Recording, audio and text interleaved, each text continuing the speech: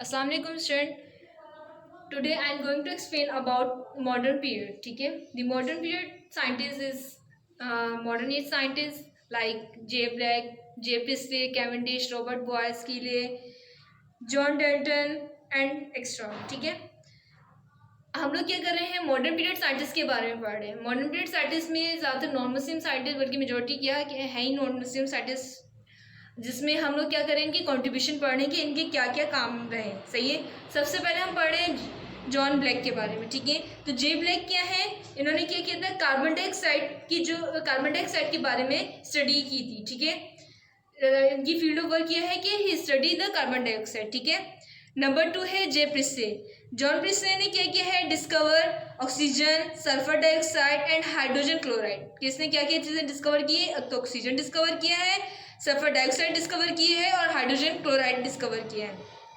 ठीक है, नेक्स्ट है हमारा कैवेंडिश। ठीक है, तो जो कैवेंडिश ने क्या किया है, कैवेंडिश डिस्कवर हाइड्रोजन। तो कैवेंडिश ने क्या किया है, हाइड्रोजन को डिस्कवर किया था कि हाइड्रोजन किस ग्रुप से बिलोंग है, क्योंकि हाइड्रोजन स्टिल क्या है, वो किसी ग्रुप से बिलोंग नहीं करता, बल्कि इसकी प्रॉपर्टीज किसी न किसी से मैच करती हैं। 3 ग्रुप से, वो हम फर्दर नेक्स्ट में पढ़ेंगे चैप्टर 4 में, तो हम इसको डिटेल में बात करेंगे। ओके, नेक्स्ट है हमारा रॉबर्ट बॉयल। रॉबर्ट बॉयल को क्या किया जाता है, कहा जाता है फादर ऑफ मॉडर्न केमिस्ट्री कहा जाता है, कि जिस तरह हमें फादर ऑफ एल्केमी हमने देखा था, जाबिर इब्न हैन को कहा जाता है, इसी तरह फादर ऑफ मॉडर्न केमिस्ट्री किसको कहा जाता है, रॉबर्ट बॉयल को कहा जाता है।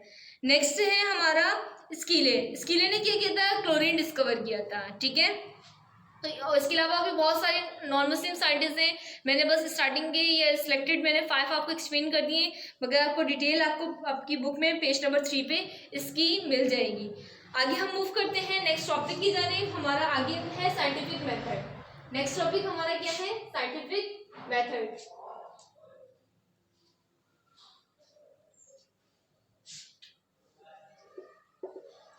Scientific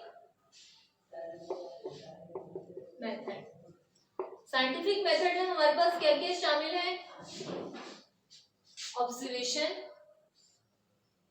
hypothesis, theory and scientific. Number 1 is observation, number 2 is hypothesis, number 3 is theory, number 4 is scientific law और प्रिंसिपल।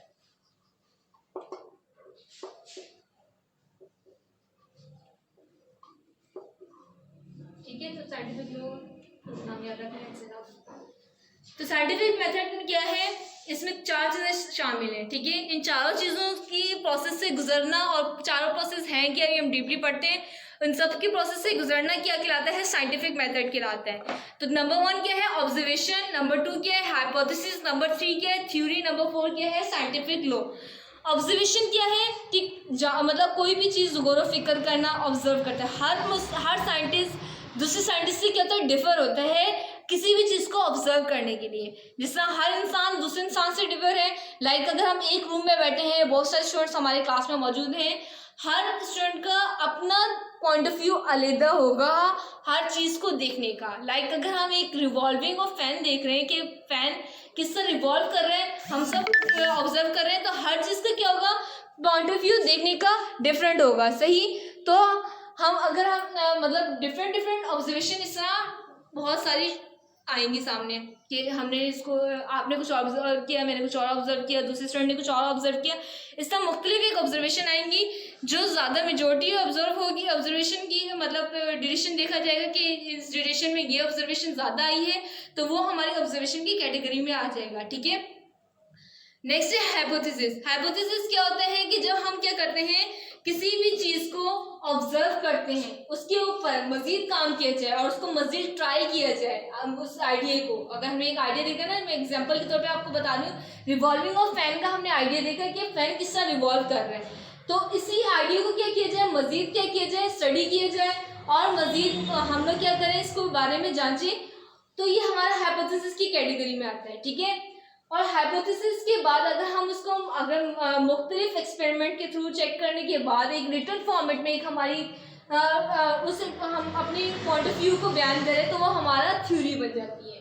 और थ्योरी को अगर हम डिफरेंट एक्सपेरिमेंट के बाद उसको हम बिल्कुल परफेक्ट देखिए कि हर एक्सपेरिमेंट में क्या हो रहा है, वो ये बात वाकई ही क्लियरिफिकेशन हो रही है कि जो हमने स्टेटमेंट दी है वो बिल्कुल सही है। तो हमारी वो जो थ्योरी क्या होती है वो थ्योरी नहीं रहती बल्कि लॉ बन जाता है। और लाजमी नहीं है कि हर ऑब्जर्वेशन या हर हाइपोथेसिस की बात जो रिटर्न फॉर्मेट हमारी बन गई है वो हमारा थ्योरी मतलब लॉ में कन्वर्ट हो जाए, लाजमी नहीं है। बाज़ बार ऐसा होता है कि वो कुछ एक्सपेरिमेंट के थ्रू ये वो क्या प्रूव होने से रह जाती है, तो हम उसको क्या करते हैं थ्योरी की कैटेगरी में रखते हैं, लॉ नहीं बनता। लॉ में आने के बाद वो उसमें कोई गलती कोई शक शुबा की गुंजाइश नहीं रहती। सही।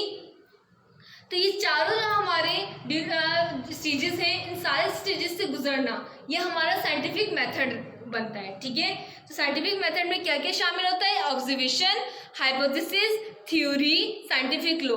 एक मैं छोटी सी एग्जांपल आप लोगों को दे देती हूँ। जैसे मैंने आप लोगों को फैन की स्टार्टिंग में दी है कि लेट्स सपोज हम सारे ऑब्जर्व कर रहे हैं, फैन को रिवॉल्व करते हुए देख रहे हैं। हमने देखा कि ये रिवॉल्विंग क्या है, इसकी सर्कुलर मूव है। ठीक है, मेजोरिटी ने यही मूव किया, ऑब्जर्व किया कि हमारी फैन की रेवोल्यूशन है वो क्या है, सर्कुलर है। अब हमने क्या किया, उसके ऊपर मजीद काम किए। जब मजीद काम किया तो वो हमारी हाइपोथेसिस बन गई। ठीक है, ये मैं एग्जांपल के तौर पे सारे आपको बता रही हूँ। ठीक है, अब हमने क्या किया, जब इसकी रिवॉल्वेंट चेक की है, उसके ऊपर मजीद काम किया है कि हाँ भाई इसकी रिवॉल्व, तो हमने एक रिटर्न फॉर्मेट में एक थ्योरी पेश कर दी है, वो हमारी थ्योरी बन गई है। और हमने इसको मुख्तलिफ कैटेगरी से एक्सपेरिमेंट चेक किए हैं, एक्सपेरिमेंट करके देखा है, तो ये इसमें कोई हमारा अगर हमारा शक शुबा ना रहे कि हाँ भाई ये जो हमने एक फैन की रिवॉल्विंग देखी है वो सही है, तो मतलब वो थ्योरी हमारी क्या होती हो गई है, साइंटिफिक लॉ में कन्वर्ट हो गई है। तो इस तरह हमारे चारों स्टेजेस से गुजरने के बाद वो क्या बनता है, साइंटिफिक लॉ बन जाता है। और ये चारों स्टेजेस हमारे क्या है, साइंटिफिक मेथड में शामिल है। ठीक है, आई होप आपको मेरा ये टॉपिक समझ में आया होगा कि साइंटिफिक मेथड है क्या। ये मैंने एग्जांपल आप लोगों को सिर्फ समझने के लिए दी। ठीक है, नेक्स्ट है हमारा जो टॉपिक, वैसे तो आप लोगों की बात क्लियर हो गई होगी, नहीं हुई तो अच्छे से आप समझ लें कि केमिस्ट्री एंड सोसाइटी।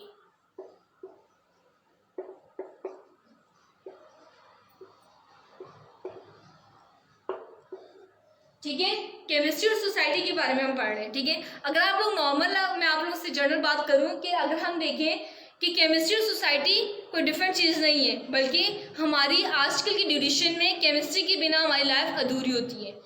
हम अपनी रोज़मर्रा की हम एग्जांपल लेते हैं कि हम सुबह में उठते हैं, जैसे हम लोग ब्रश करते हैं, मुंह हाथ धोते हैं, ब्रश में ट्यूबपेस्ट किस तरह यूज़ की जा रही है, उसमें केमिकल शामिल है, केमिस्ट्री का हिस्सा है।